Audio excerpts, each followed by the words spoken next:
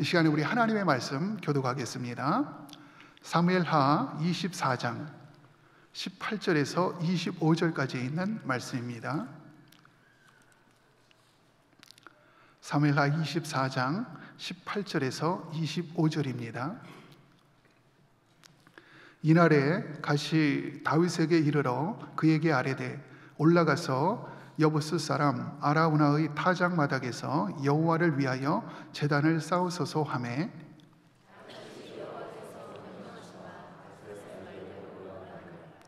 아라우나가 바라보다가 왕과 그의 부하들이 자기를 향하여 건너옴을 보고 나가서 왕 앞에서 얼굴을 땅에 대고 절하며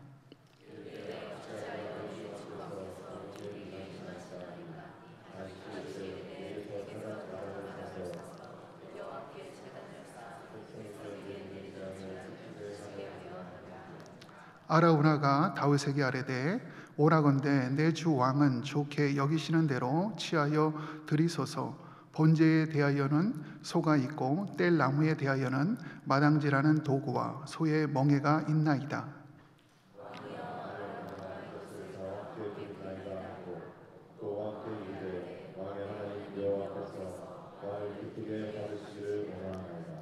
왕이 아라우나에게 이르되 그렇지 아니하다. 내가 값을 주고 내게서 살이라. 값 없이는 내 하나님 여호와께 번제를 드리지 아니하리라 하고 다윗이 은 50세겔로 타작 마당과 소를 사고 그곳에서 여호와를 위하여 제단을 쌓고 번제와 화목제를 드렸더니 이에 여호와께서 그 땅을 위한 기도를 들으심에 이스라엘에게 내리는 재앙이 그쳤더라. 아멘. 이 시간에 박성근 담임 목사님 나오셔서 귀한 말씀 전해주시겠습니다.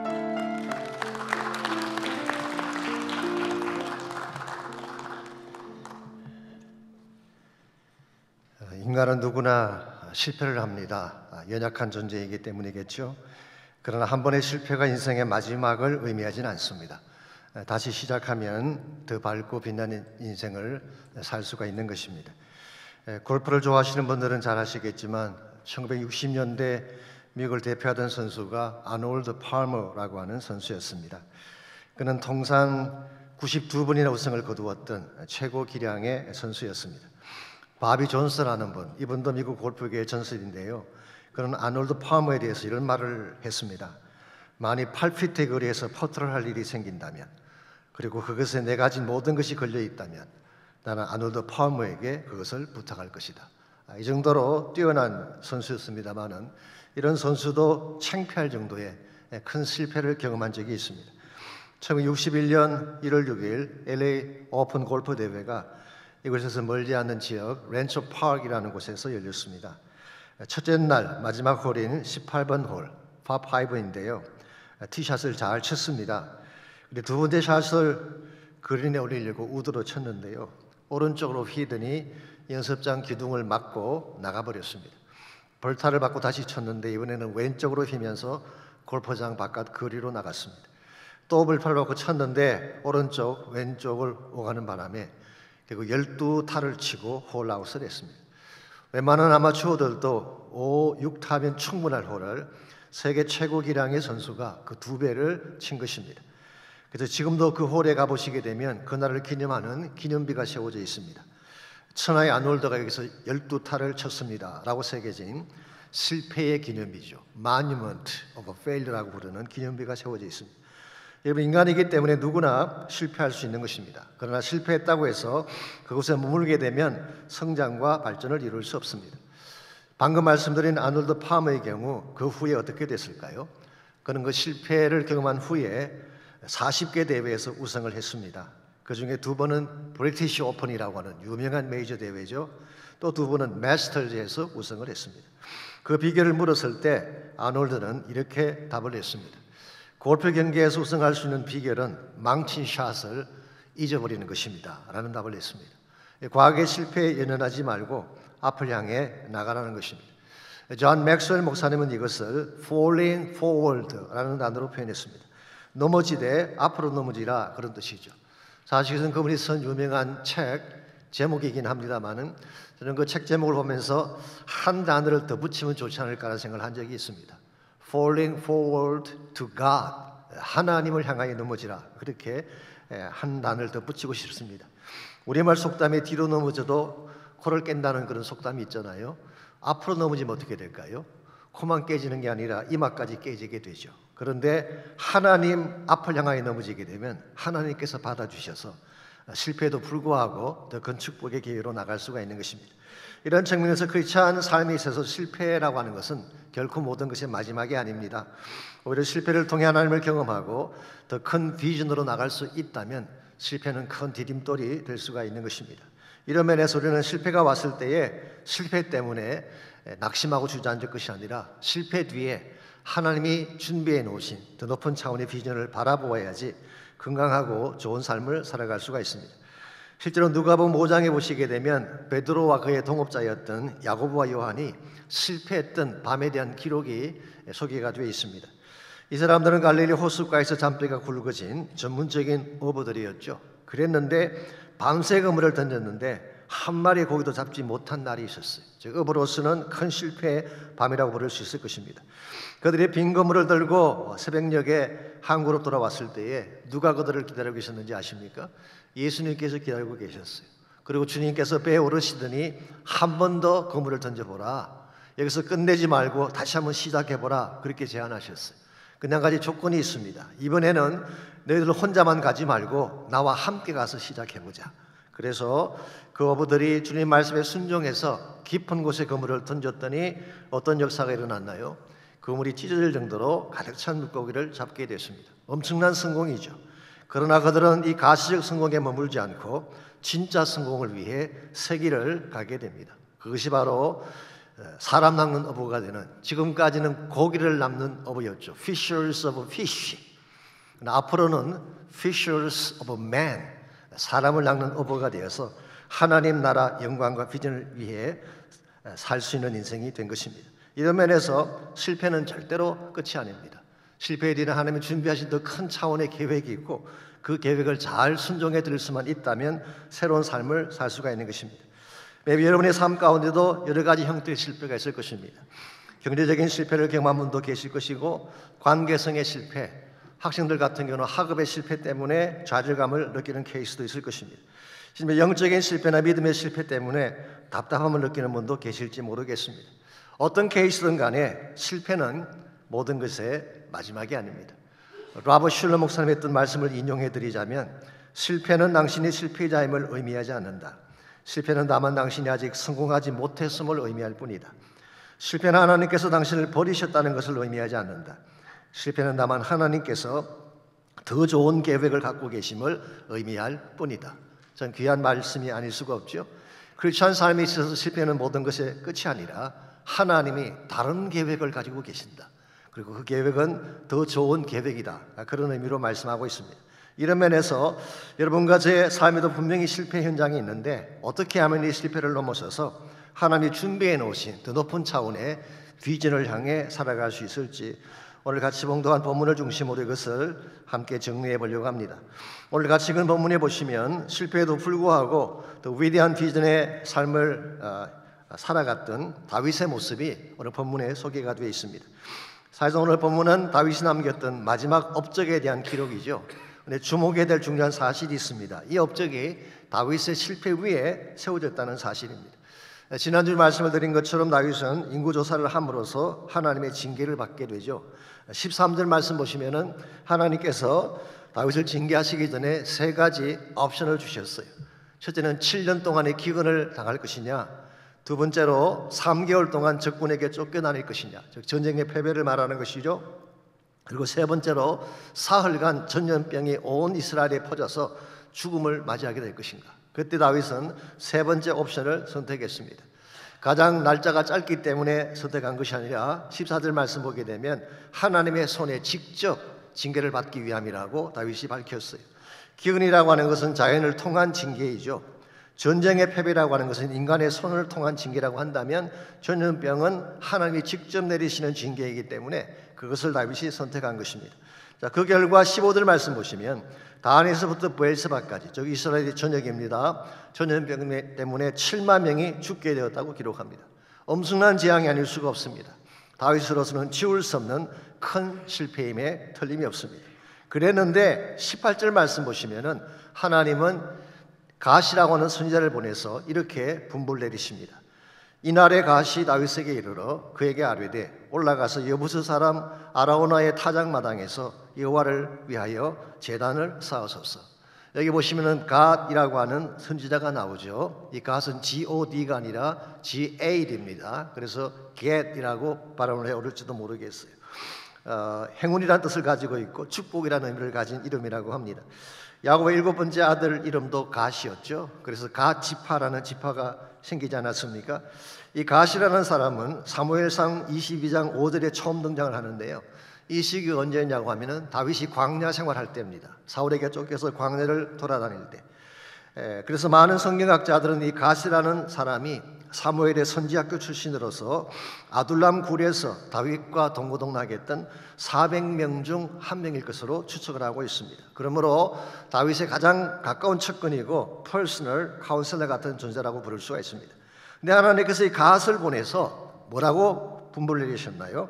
아라우나의 타작마당에 여호와를 위하여 제단을 쌓으라. 역대상 21장에서는 이것을 오르난의 타작마당이라고 했는데요. 그것은 큰 차이가 아닙니다. 아라우나라고 하는 것은 여부스식 표기이고 오르난이라고 하는 것은 히브리식 표기일 뿐입니다. 사실 이 타작마당은 16절 말씀을 보게 되면 이 심판의 천사가 심판하기 위해 서 있던 장소이죠. 근데 참 아이러니하게도 하나님은 심판을 위해 서 있는 천사가 서 있던 바로 그 자리에 갓 선지자를 보내서 여호와를 위한 제단을 쌓게 한 것입니다.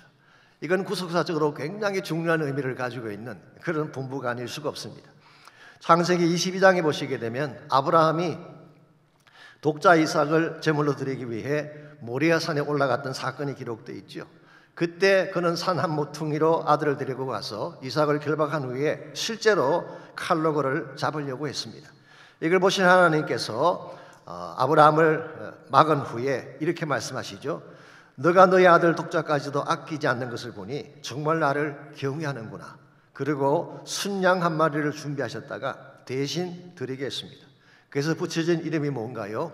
여호와 이레, 여호와께서 준비하신다, 그런 뜻이죠. 그러므로 이 아브라함이 올라갔던 모리아산, 이 산은 바로 이삭을 잡기 위한 산이긴 하지만 많은 성경학자들은 다 동의합니다. 이것은 장차 오실 예수 그리스도의 죽음을 예표하는 것이라고 생각하고 있습니다. 그래서 예수님을 예표하는 이삭을 잡기 위해서 올라갔던 그 모리아 산이 바로 오늘 본문에 기록된 바로 이 타작마당이 있는 그 산이었습니다.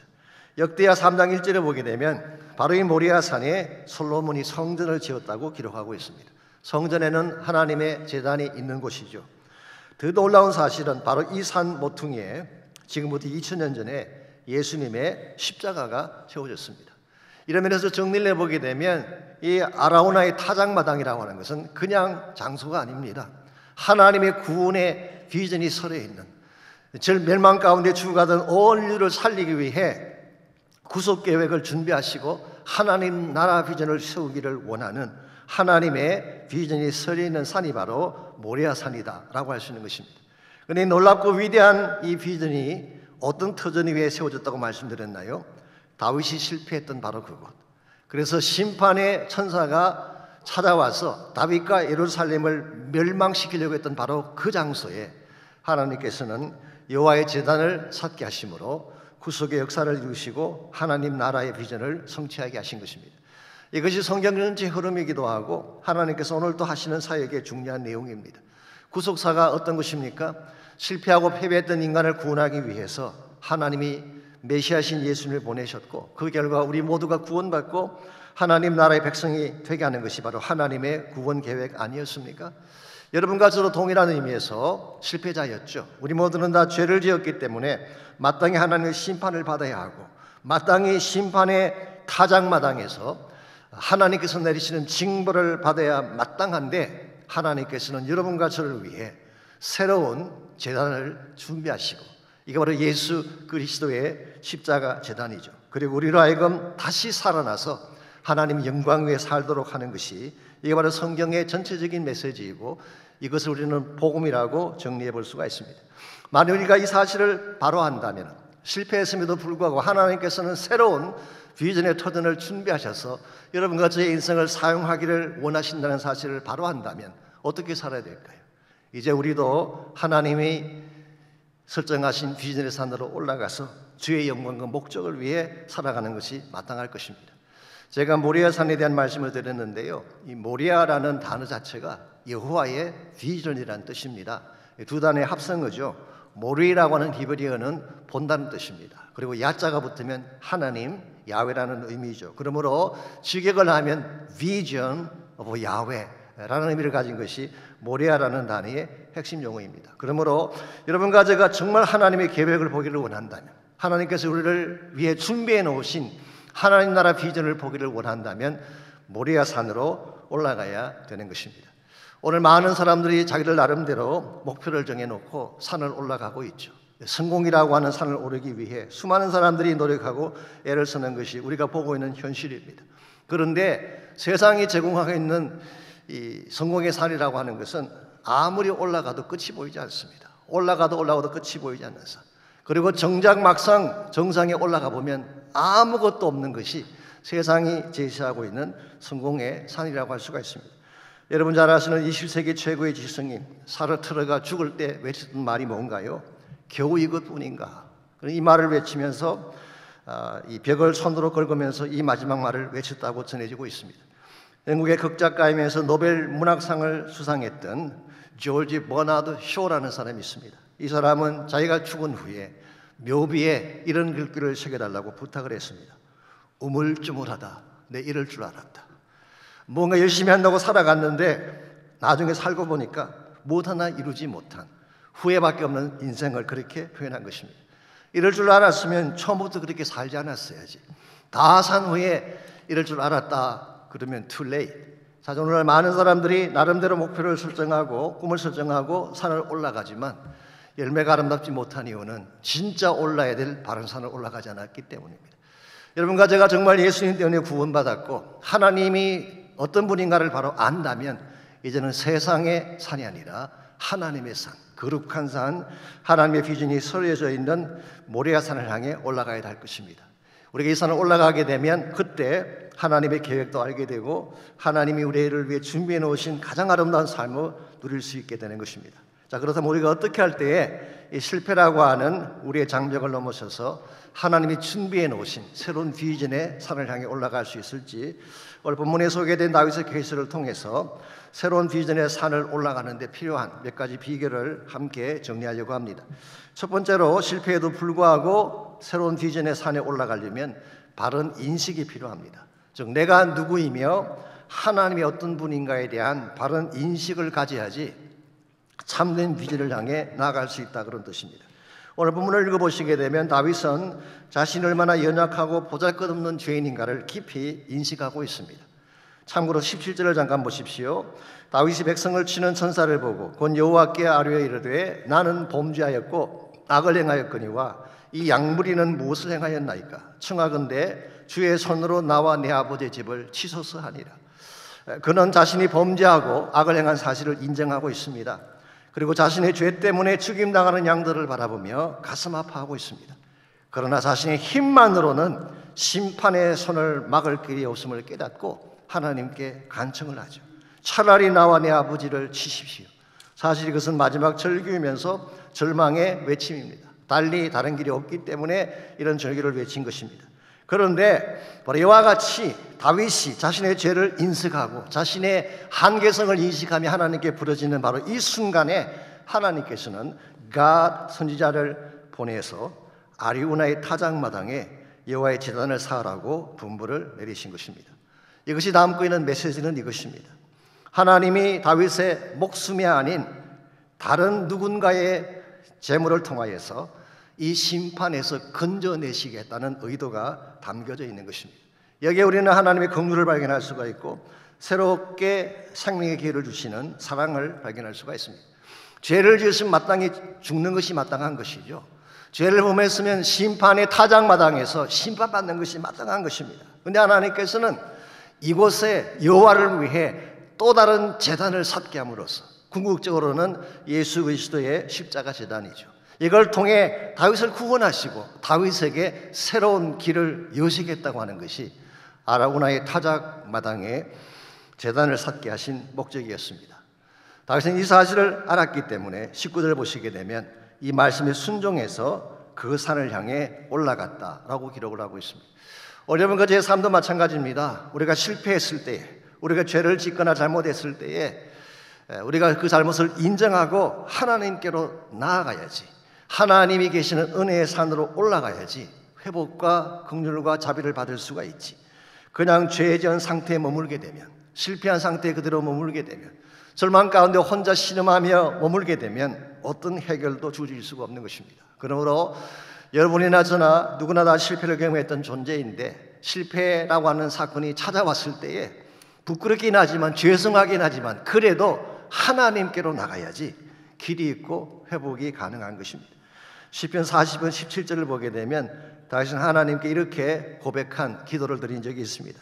시편 40편 말씀은 많은 사람들이 압살롬의 반란 때 지은 시라고 소개를 합니다만은, 쉽게 말하면 다윗의 인생이 가장 꼬였을 때, 메스업 되었을 때, 그럴 때 기록한 말씀이 시편 40편입니다. 17절에 이렇게 기록이 되어 있습니다.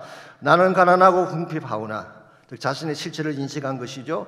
주께서는 나를 생각하시오니 주는 나의 도움이시오 나를 건지시는 이시라. 하나님을 인식한 것입니다. 나의 하나님이여 지체하지 마옵소서. 또 메시지 바이블은 이렇게 번역을 해놓았어요. I am a mess. 나의 인생은 엉망진창입니다. I am nothing, have nothing. 나는 아무것도 아니며 내가 가진 것도 아무것도 없습니다. Make something of me. 나에게서 무엇인가를 만들어내 주십시오. You can do it. 하나님 당신만이 할 수 있습니다. 사실 이것은 굉장히 우리에게 긍정적인 도움이 되는, 도전이 되는 그런 말씀이 아닐 수가 없습니다. 우리의 삶 가운데도 우리는 원치 않았지만 인생이 메스업되는 순간이 찾아올 때가 있죠. 엉망진창으로 내가 아무리 애써도 수습할 수 없는 그런 상황에 처할 때가 있을 것입니다. 그때 어디를 향해 나가라는 것입니까? 나에게서 무엇인가를 새롭게 만들어낼 하나님께로 가라는 거예요. 그러면 He can do it. 그분이 이것을 가능케 해주시는 거예요. 여기에 우리 삶이 비록 깨어지고 부서졌을지라도 회복할 수 있는 가장 아름다운 길이 잘 제시가 되고 있습니다. 미국의 대통령 중에 해리 트루만이라고 하는 대통령이 있었습니다. 33대 대통령이죠. 근데 원래 이분은 프랭클린 루즈벨트가 대통령직에 있을 때에 부통령을 하던 사람입니다. 루즈벨트는 여러분이 아시는 대로 미국의 경제공황이 일어났을 때 그 위기를 극복한 사람이죠. 뉴딜 정책이라는 유명한 정책을 그분이 썼습니다. 뉴딜 정책은 쉽게 표현하면은 가진 자로부터 세금을 많이 받아내어서 그 돈을 가지고 가난한 자들을 세우는 일에 사용하는 그 정책이었어요. 그래서 부자들로부터 엄청난 세금을 이렇게 부과하고 그 세금을 받아내어서 그 돈으로 댐을 건설하고 도로를 건설함으로써 실업자들을 구하고 웰페어를 만들어서 없는 사람들에게 혜택을 주는 그런 정책을 편 것입니다. 그랬더니요, 가난한 사람들은 참 좋아했어요. 그런데 가진 사람, 이 보수층에서는 엄청난 반발이 시작되었죠. 그야말로 이 보수층에 있는 사람들은 이 대통령을 공격하는 그런 일들을 그냥 비일비재하게 했습니다. 쉽게 말하면 정치적 케이오스가 찾아온 것입니다. 이런 상황에서 루즈벨트가 질병으로 갑자기 세상을 떠나게 됩니다. 그 바람에 본인은 준비도 되지 않은 상태에서 갑자기 대통령직을 맡게 된, 이것이 바로 해리 트루만 대통령이었습니다. 전임자가 남긴 그 엄청난 정치적인 소용돌이를 그대로 다 이어받은 것입니다. 그래서 그가 대통령에 취임을 할 때에 기자들이 물었던 질문이 이와 같습니다. 당신은 보수입니까? 아니면 진보입니까? 그때 트루만이 했던 대답은 이것입니다. 지금 저의 관심사는 보수냐 진보냐가 아닙니다. 저에게 가장 필요한 것은 하나님의 도우심입니다. 제발 다른 말씀하지 말고 저를 위해 기도해 주십시오. 기도 외에 이 메스업된 난국을 풀어낼 길이 없기 때문입니다. 저는 바른 진단이라고 생각을 합니다. 국가적으로 문제가 생겼을 때, 경제적인 메스업이 일어났을 때에 이걸 풀어낼 수 있는 능력이 어디 있을까요? 나에게 없습니다. 대통령이라고 해서 그걸 풀 수 있는 길이 있는 것은 아닙니다. 오늘 본문에 소개된 다윗이라고 해서, 그가 왕이라고 해서 이 모든 메스업된 상황을 풀어낼 능력을 가진 것이 아닙니다. 오직 이것을 풀어낼 유일한 분은 하나님 한 분밖에 없습니다. 그러므로 사랑하는 성도 여러분, 힘들고 어려울 때일수록 실패하고 좌절되어지고 나의 능력으로 아무것도 할 수 없는 때가 오면 올수록 하나님의 산으로 올라가시기 바랍니다. 하나님 만나야 돼요. 그분에게 나가서 그분의 능력을 붙잡고 기도할 때에 하나님께서 문제를 풀어내어 주시고 새로운 길을 제시해 주시는 것입니다. 그러므로 실패에도 불구하고 비전의 산에 올라가려면 1차적으로 내가 누구인지를 알아야 되고 하나님이 어떤 분인가를 인식을 해야 됩니다. 두 번째로 바른 대가를 지불해야만 이 산을 향해 올라갈 수가 있습니다. 하나님이 기뻐하시는 바른 비전을 성취하는데 대가 지불 없이 가능하겠습니까? 대가 지불이 없는 비전 성취는 존재할 수가 없습니다. 그래서 20절 말씀 보시면은 다윗이 모리아산 중턱에 있는 타작마당으로 올라가는 모습을 아라우나가 보고 땅에 얼굴을 대고 엎드려서 그렇게 왕 앞에 굴복을 했습니다. 그때 21절에서 다윗이 뭐라고 하나요? 너의 타작마당을 내가 사서 여호와께 제단을 쌓으려고 한다. 저기 타작마당을 나에게 팔라 그렇게 제시를 한 것입니다. 그러자 22절 23절입니다. 아라우나가 이렇게 답을 합니다. 아라우나가 다윗에게 아뢰되 원하건대 내 주 왕은 좋게 여기시는 대로 취하여 드리소서. 번제에 대하여는 소가 있고 뗄나무에 대하여는 마당질하는 도구와 소의 멍에가 있나이다. 쉽게 표현하면 내 땅 다 가져가십시오. 그리고 번제를 드리면 소가 필요할 텐데 나의 소를 잡으시면 됩니다. 그리고 뗄나무가 필요하다면 마당질하는 도구와 소의 멍에를 도구로 사용해서 뗄감으로 사용해서 번제를 드리십시오. 그리고 23절에서 왕이여 아라우나가 이것을 다 왕께 드리나이다. 이걸 우리는 소위 말해서 total commitment, 전적인 헌신이라고 부르는 것입니다. 농사를 짓던 사람이 농사 지을 마당이 없으면 어떻게 생업을 이어갈 수가 있겠어요? 소가 없어지게 되면 또 소를 묶던 멍에나 모든 농기구가 없어지게 되면 어떻게 살겠어요? 지금 아라우나는 자기가 가진 모든 것을 한 개도 남기지 아니하고 다 하나님의 목적을 위해 내놓겠다 그렇게 말씀하고 있습니다. 하나님께서 아마 이것을 귀하게 보신 것 같습니다. 그래서인지 모르지만 하나님 구속 역사의 클라이맥스와 같은 이 사건에 아라우나의 이름이 등장하는 것, 혹은 오르난이라고 부르기도 하는데요, 오르난이라는 이름이 등장하는 것은 그만큼 그의 역할이 소중했기 때문인 것입니다. 자, 이와 같은 아라우나의 헌신을 들은 다윗은 어떻게 반응했을까요? 24절입니다. 왕이 아라우나에게 이르되 그렇지 아니하다. 내가 값을 주고 내게서 살이라. 값 없이는 내 하나님 여호와께 번제를 드리지 아니하리라 하고 다윗이 은 50세겔로 타작마당과 소를 샀다고 했습니다. 내가 여호와께 제사를 드려야 되는데 내가 준비한 제물로 제사를 드려야지 값을 지불하지 않고 어떻게 제사를 드릴 수가 있겠느냐. 이건 참으로 건강한 신앙의 모습이 아닐 수가 없습니다. 흔히 하나님께 받을 것만 늘 생각하지 하나님께 드릴 것은 생략하는 경우가 참 많은데 다윗은 그렇지가 않았어요. 내가 진짜 하나님 은혜를 받기로만 한다면 내가 마땅히 드려야 될 것을 먼저 드려야 된다 그렇게 고백을 한 것입니다. 그래서 다윗이 얼마를 지불했나요? 오늘 본문에서는 은 50세겔을 지불했다고 했습니다. 같은 내용을 기록하고 있는 역대상 21장 25절에서는 금 600세겔을 지불한 것으로 나와 있어요. 어느 것이 맞을까요? 은 50이 맞을까요? 근 600이 맞을까요? 둘 다 맞을 가능성이 더 많습니다. 이 은 50으로 지불한 것은 그 마당값과 소값으로 은 50을 지불한 것입니다. 그런데 모리아산 전체를 구입하는 비용은 금 600세겔이 필요했던 것이죠.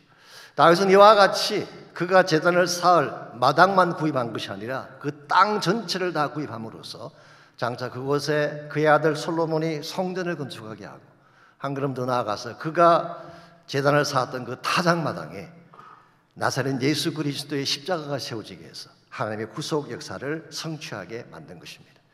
오늘날까지의 삶에도 헌신이 필요합니다. 우리가 헌신하지 아니하고 어떻게 하나님의 나라가 이루어질 수 있겠어? 하나님의 계획이 성취되고 비전이 성취되려면 우리가 거기에 합당한 헌신을 드려야 되는 것입니다. 다윗의 같은 경우는 이와 같이 본인이 지불해야 될 대가를 지불했다고 했는데 여러분까지는 예수 믿은 이후에 하나님의 목적을 위해 얼마나 많은 것을 지불하며 헌신을 했는지, 오늘 많은 그리스도인들이 하나님 나라 비전에 대해서 말은 하지만 실제 헌신할 상황이 오면 잘 헌신하지 않습니다. 교회 성장에 대해서 수많은 사람들이 말을 하지만 정작 본인이 해야 될 역할은 감당하지 못할 때가 많이 있죠. 그러다 보니까 말만 많지 열매는 없는, 사실 오늘 현대 교회가 세상 사람들에게 비난받는 이유 중에 하나가 실천하는 믿음이 없기 때문 아닌가요? 말은 참 잘하는데 문제가 생기면 액션이 없는, 아무런 행동이 없는 크리스천 라이프. 이 사람들에게 감동을 주지 못하는 것입니다. 오래전에 척 스웬덜 목사님이 이런 재미있는 말씀을 하신 적이 있습니다.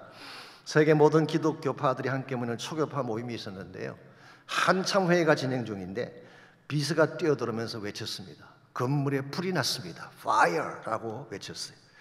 자, 이 소리를 들었던 감리교도들은 한쪽 구석에서 기도회를 소집하기 시작했습니다. 침례교도들은 물이 어디 있느냐, 물을 찾기 시작했습니다. 퀘이커 교도들은 불이 가져다 줄 즐거움을 묵상하면서 찬양하기 시작했습니다. 루터 교인들은 마르틴 루터가 그랬던 것처럼 벽에다가 불은 악한 것이다 라고 글을 써붙였어요. 회중교인들은 이번 이 사태는 민주주의 방식으로 해결해야 된다라고 외치기 시작했습니다. 성공의 사람들은 행렬을 만들어서 걸어나가자고 외쳤습니다.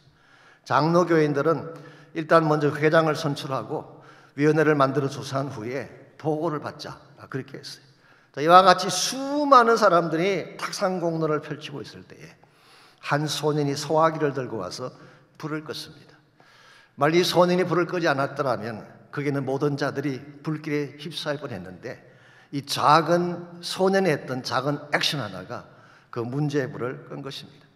수많은 사람들이 모이면 뭐합니까? 그들이 아무리 많은 이론을 내놓으면 뭐합니까? 정말 해야 될 바른 액션을 취하지 않는다면 어떤 문제도 해결될 수가 없고 어떤 사역도 열매를 맺을 수가 없는 것입니다. 오늘 하나님께서 기뻐하시는 것은 많은 이론이나 탁상공론이 아니라 작지만 내가 해야 될 바른 일을 하는 것입니다. 아시도 오늘 선거축제가 열리는 날이 아닙니까? 사실 많은 교구에서 정말 열심으로 헌신하고 수고를 하셨습니다. 어떻게 보면 작은 일이죠. 떡볶이 만들고 고추장, 된장 만들고 젓갈 만들고 잔치국수 말이 만들고 바삭 구운 삼겹살 만들고 오뎅 만들고, 어떻게 보면 참 작은 일이죠. 하찮은 일이죠. 이건 굉장한 일이 아닙니다. 작게 보이는 일입니다. 그럼에도 불구하고 이 작은 일이 생명을 구원하는 데 쓰임받게 된다면 이건 결코 작다고 할 수가 없습니다. 오늘 제가 목자시를 적으면서 그런 제목을 달았습니다. 작은 일은 작은 일이다. 하지만 작은 일에 충성하는 것은 큰 일이다. 하나님 앞에서 크고 작은 일은 없습니다. 내가 바른 헌신을 하면은 아무리 작은 것이라도 주님의 손에 붙들리게 되면 큰 기적이 되고 큰 능력이 되는 것입니다. 그러므로 여러분께서 선교를 위해 헌신한다고 할 때에 꼭 큰 것을 드리고 굉장한 일을 해야만 헌신하는 것이 아닙니다. 작지만 바른 것을 드리게 되면 하나님 기뻐하는 열매들이 맺혀지게 되고 주의 나라가 확장되는 것입니다. 이와 같이 여러분과 제가 실패했음에도 불구하고 하나님이 준비하신 비전의 산에 올라가려면 1차적으로는 나의 연약함과 하나님의 위대함을 인식하는 이 바른 인식이 필요합니다. 두 번째는 내가 해야 될 바른 헌신, 바른 대가를 지불해야만 하나님 나라가 진행이 되는 것입니다. 마지막 세 번째로 하나님의 산, 비전의 산에 올라가려면 바른 제사를 드려야 됩니다. 하나님께서 받으실 만한 제사, 그 결과 모든 재앙을 멈추게 할 바른 제사가 드려져야지 하나님의 목적이 이루어지는 것입니다. 25절을 보겠습니다. 그곳에서 여호와를 위하여 제단을 쌓고 번제와 화목제를 드렸더니 여호와께서 그 땅을 위한 기도를 들으시매 이스라엘에게 내리는 재앙이 그쳤더라. 이 말씀이 하면은 다윗은 두 가지 제사를 드렸죠. 번제와 화목제. 이 번제라고 하는 것은 burnt offering, 태워서 드리는 제사를 말합니다. 온전한 헌신, 남김없는 희생을 상징하는 것이죠. 그렇다면 화목제는 뭘까요? peace offering. 이것은 둘 사이에 원수된 것을 화목하게 만드는 제사를 말하는 것입니다. 그래서 이 제사를 드리면 원수된 관계가 풀리게 되고 둘 사이에 평화가 이루어지게 만드는 것, 이게 바로 peace offering이죠. 오늘 본문에서 다윗이 드렸던 화목 제물은 1차적으로는 이스라엘과 하나님 사이에 막히는 담을 허물기 위한 제사예요. 이스라엘이 범죄함으로 말미암아 재앙이 임하고 심판이 임했는데 하나님의 진노를 누그러뜨리고 다시 하나님과 평화하기 위해 드린 제사가 화목 제물이죠. 그러나 오늘 본문에서 다윗이 드렸던 이 화목 제사의 궁극적인 성실은 역시 예수 그리스도의 오심으로 이루어졌습니다. 예수님께서 이 땅에 오신 목적은 화목 제물이 되기 위해, 성경은 기록합니다. 하나님과 우리 인간은 원수된 관계였다고. 사도 바울의 말을 그대로 인용하자면 우리는 본질상 진노의 자녀들이었어요. 태어나는 순간부터 하나님의 진노를 받아야 마땅한 존재들. 우리 모두는 심판의 타작마당에 서서 하나님이 내리시는 심판을 받아야 될 존재인데, 이와 같은 하나님의 진노를 누그러뜨리고 하나님과의 깨어진 관계를 회복해서 다시 하나님께로 나아가기 위해 제물이 되어주신 분이 바로 예수 그리스도다, 그런 뜻입니다. 요한일서 4장 10절은 이것을 다음과 같이 표현하고 있습니다. 사랑은 여기 있으니 우리가 하나님을 사랑한 것이 아니요 하나님이 우리를 사랑하사 우리 죄를 위하여 화목 제물로 그 아들을 보내셨습니다. God sent His Son as an atoning sacrifice for our sins. 우리의 죄를 위해 atoning sacrifice, 화목 제물로 그 아들 예수를 보냈다고 말씀하고 있습니다. 이 예수님의 피의 제사, 희생의 제사 때문에 하나님과 우리 관계가 회복이 되고 우리 모두가 평안을 누리게 된 것입니다. 그래서 멈추지 아니하고 요한 1서 2장 2절은 이렇게 기록하고 있습니다. 그는 우리 죄를 위한 화목 제물이니 우리만 위할 뿐이 아니요 온 세상의 죄를 위함이라고 있어요. 예수님의 화목 제물 되심, 예수님께서 주신 보혈은 우리만을 구원하기 위한 데 목적이 있는 것이 아니라 온 세상을 구원하는, 온 인류를 구원하는 데 목적이 있다고 요한일서 2장 2절은 기록하고 있습니다. 이 말을 오해하면 안 됩니다. 가만히 있어도 모든 자가 다 구원받는다, 그런 뜻은 아니죠. 우리가 늘 페이트에서 공부한 것처럼 가만히 있어도 자동적으로 구원받는 건 아닙니다. 예수님께서 주신 피의 양은 온 인류를 구원하시기에 충분합니다. 그러나 이 피는 오직 믿는 자에게만 적용이 되기 때문에 믿을 때에 그 피가 나의 죄를 씻는 피가 되어서 우리가 구원받게 되는 것입니다. 여러분과 제가 만약 이 사실을 안다면 우리가 해야 될 가장 중요한 사역이 뭘까요? 아직도 이 사실을 알지 못하는 자들에게 이 복음을 알리는 것입니다. 성경은 분명히 모든 자들이라고 했어요. 내 주변에 있는 자들만이 아니라, 코리아만 아니라, 우리의 다음 세대만이 아니라 온 땅, 온 열방, 세계 곳곳에 있는 모든 자가 하나님 복음의 대상이고 선교의 대상이고, 이것을 감당할 때에 교회가 교회다워질 수가 있고 여러분의 삶이 진정한 의미에서 의미를 찾는 삶이 되는 것입니다. 모레비안 사람들의 그 선교 역사에 보게 되면 이런 이야기 하나가 나옵니다. 서인도 제도에 있는 한 섬에 2,000명 정도의 노예를 거느리고 있는 영국인이 있었어요. 이 사람은 무신론자였습니다. 아주 철저한 무신론자였어요. 그래서 어떠한 선교사도 어떤 복음 전도자도 그 섬에 들어오는 것을 허용하지 않았습니다. 그러니까 2,000명에게 복음 전할 길이 없는 것입니다. 이 사실을 알게 된 두 형제가 그 섬에 들어가기를 작정을 했습니다. 근데 길은 하나밖에 없어요. 그들 자신도 노예가 되는 것입니다. 그래서 스스로 노예가 되고 체인에 묶인 채 그 섬으로 갔습니다. 그리고 그 섬 안에 들어가서 그들은 일평생 동안 거기에 있는 노예들에게 복음을 선포하고 복음을 전한 그런 아름다운 역사가 있었습니다. 후일 물었습니다. 어떻게 이것이 가능했는가 물었을 때 그 형제들의 답은 다음과 같습니다. 주님은 날 위해 결박당하시고 날 위해 죄인처럼 죽으셨는데 이제는 나의 차례가 된 것뿐입니다. 날 위해 결박당하신 그 주님을 위해 나도 결박당할 수 있다는 것은 무엇과도 바꿀 수 없는 큰 영광이기 때문입니다. 이 두 형제의 헌신이 모리비안 선교를 일으키는 동력이 되었고 수많은 열매를 남겼다는 기록이 남아 있습니다. 사랑하는 형제자매 여러분, 주님은 여러분과 저를 위해 그렇게 희생당해 주셨어요. 결박당하시고 가진 것 다 빼앗기시고 수칠당하시고 심지어 그분이 가진 생명까지도 여러분과 저를 위해 다 쏟아 부어 주셨는데 이 하나님의 은혜 앞에 우리가 드릴 것은 무엇일까요? 우리는 받기만 했지 하나님께 올려드릴 우리의 헌신에 대해서는 소홀할 때가 많지 않았습니까? 날 위해 죽으시고 피 흘리신 그분 앞에 내가 드려야 될 나의 헌신이 무엇인가를 깊이 생각하시고 하나님께 재헌신하고 여러분 남은 생애 동안 이제는 날 위해 살지 말고 세상의 헛된 성공의 산에 오르기 위해 나의 남은 인생 투자하지 말고 가장 아름다운 비전의 산, 모리아 산을 위해 하나님의 구원 계획과 하나님 나라 비전이 있는 그 산을 위해 달려가셔서 하나님의 영광이 되고 남기는 삶이 하나님께 기쁨이 되는 그런 축복이 있기를 바랍니다. 이제 함께 우리 기도하며 헌신하기를 원하는데요, 우리가 지금까지 살아올 수 있었던 근본 이유는 이 하나님의 은혜 때문입니다. 다윗만 범죄했나요? 그렇지 않죠. 다윗만 실패했나요? 그렇지 않죠. 여러분과 저도 범죄했고 여러분과 저도 실패했습니다.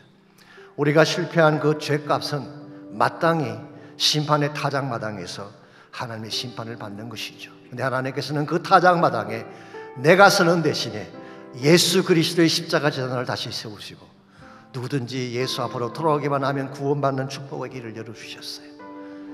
그래서 여러분과 제가 살게 된 것입니다. 여기까지 오게 된 것입니다. 그러므로 이제 우리 남은 생애 동안 나도 그 은혜를 갚기 위해, 그 은혜에 보답하기 위해 살겠다는 고백을 하시고 선교를 위해, 주의 나라 비전을 위해 헌신하며 결단하는 그런 기도 드리시기 바랍니다. 또한 기도할 때 혹시 여러분 삶 가운데 인생이 매스업된 모든 게 엉망진창이 되어서 나의 힘으로 수습할 수 없는 상황 가운데 처한 자가 혹시 계신다면 길은 하나뿐입니다. 하나님께로 나가는 것입니다. 그분의 산에 올라가서 그분의 능력을 붙잡게 되면 그분이 길을 열어주시고 치유해 주시고 회복해 주실 거예요. 이 사람께 기도할 때에 선교적 헌신을 위해 기도하시기 바라고, 또 혹시 막힌담이나 매삽된 삶의 터전이 있다면 하나님의 도우심을 요청하며 기도하시기를 바랍니다. 우리 함께 기도합니다. 살아계신 하나님 감사합니다. 우리를 사랑해 주셔서 예수 그리스도의 보혈로 말미암아 구원받게 하신 것 감사합니다. 우리의 죄값으로 마땅히 심판의 타작마당에서 심판받아 죽어야 마땅한 저희들이었는데 하나님께서는 나의 심판의 자리에 예수님의 제단을 샀게 하시고 십자가의 제단을 샀게 하셔서 나를 자유케 하시고 나에게 생명을 주시고 영원한 하늘나라의 비전을 주신 것을 감사합니다. 이 사실을 깨달은 우리가 이제는 나를 위해 살지 않게 도와주시고 하나님 나라 위해 살겠다고 결단하게 도와주시기 원합니다. 주의 부르심 앞에 순종하겠다고 결단하는 저희들이 되게 하여 주시옵소서. 선교의 터전이 열려 있습니다. 아직도 구원받지 못한 수많은 영역들이 우리를 요청하고 있는데 하나님, 누군가는 가야 되는데 누군가는 헌신해야 되는데 오늘 이 시간 저희들이 하나님 앞에 헌신하겠다고 고백할 수 있도록 주님 도우시기를 원합니다. 내가 여기 있사오니 나를 보내주십시오. 나를 통해 주의 영광을 나타내 주십시오. 주의 나라 비전을 펼쳐주십시오. 하나님, 기도하며 결단하는 우리 모두가 되도록 축복하여 주시옵소서.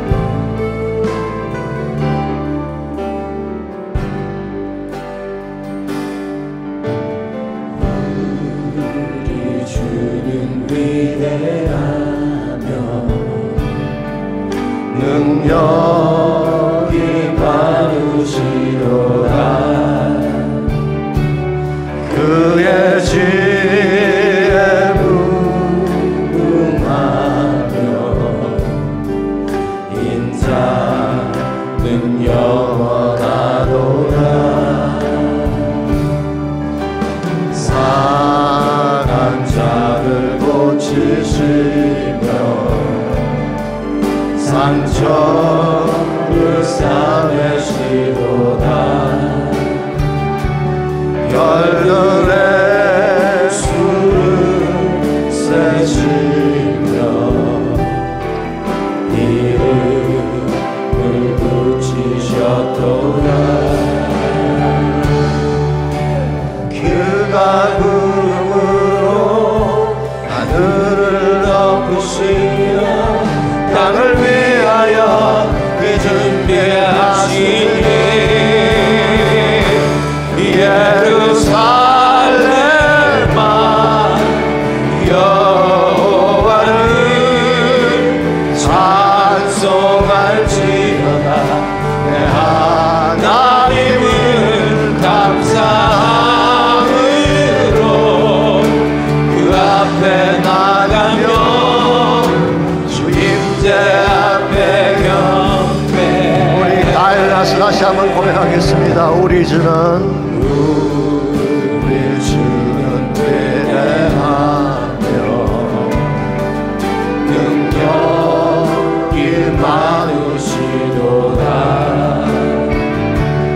그의 지혜 무궁하며 인자는 영원하도다.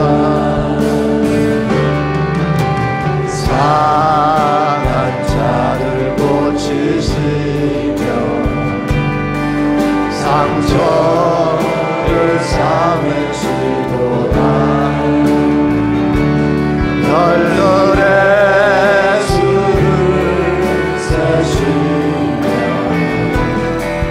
이름을 부수셨도다. 그가 구름으로 하늘을 덮으시며 땅을 위하여 이 준비하신 예루살렘아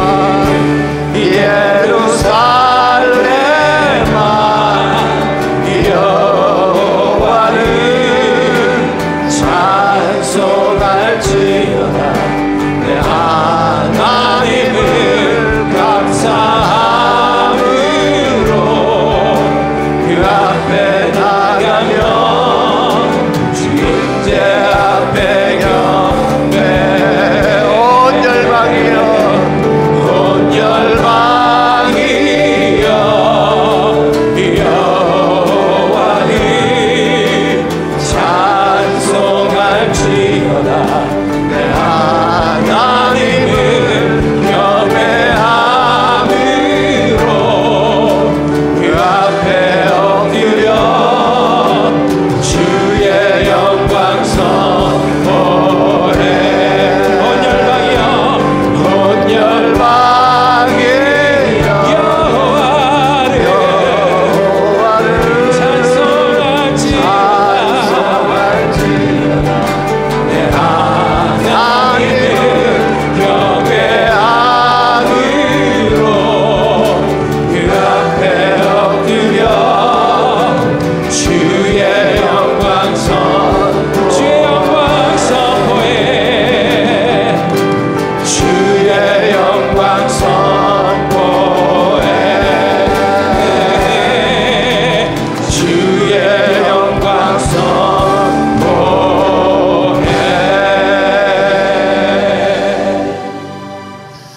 이제는 우리의 구원자이신 예수 그리스도의 은혜와 하나님 아버지의 말로 다 할 수 없는 무한하신 사랑하심과 성령님의 충만한 임재하심이 예배를 마치고 돌아가는 사랑하는 형제자매 한 분 한 분에게 가정과 삶의 터전과 자녀들과 자손들 위해 무엇보다 주님께서 피로 값주고 사신 이 거룩한 몸된 제단 위에 이제로부터 우리 주님 다시 오시는 그날까지 항상 함께 하옵시기를 예수님의 이름으로 간절히 축원하옵나이다.